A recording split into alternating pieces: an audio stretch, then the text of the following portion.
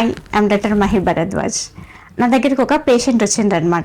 నాకు తెలిసి ఆమె చాలా వెల్ ఆఫ్, అన్ని రకాలుగా సమృద్ధిగా ఉన్న లేడీ అనమాట. కానీ ఆమె చికాకు, కోపము, డిప్రెషను, ఆవేశము, దుఃఖము వీటితో సఫర్ అవుతుంది. అసలు యాక్చువల్లీ ఈ ప్రాబ్లము ఎందుకు వస్తుంది అని చెప్పేసి ఆమె అడగడం జరిగింది. నాకు మీతో కూడా షేర్ చేసుకోవాలని అనిపించింది, కాబట్టి ఈ వీడియో అయితే చేస్తున్నాను. ఇవి ఏవైతే ఉన్నాయో, మన బ్రెయిన్ స్టెమ్లో సెరిటోనిన్ అనే హార్మోన్ ఉత్పత్తి అవుతుంది. దీన్ని న్యూరో ట్రాన్స్మిటర్ అని కూడా అంటారు. ఇది గుడ్ ఫీల్ హార్మోన్గా పిలువబడుతుంది.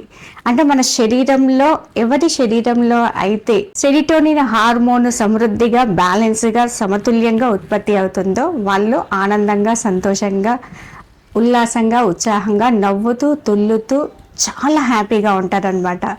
ఈ హార్మోన్ ఉత్పత్తి ఎవరి లోపటైతే తగ్గుతుందో వాళ్ళ లోపల డిప్రెషన్, బాధ, చిరాకు, ఆవేశము, దుఃఖము ఇవన్నీ కూడా వస్తుంటాయి. అంటే వాళ్ళను బ్యాలెన్స్ చేయలేకపోతూ ఉంటారు.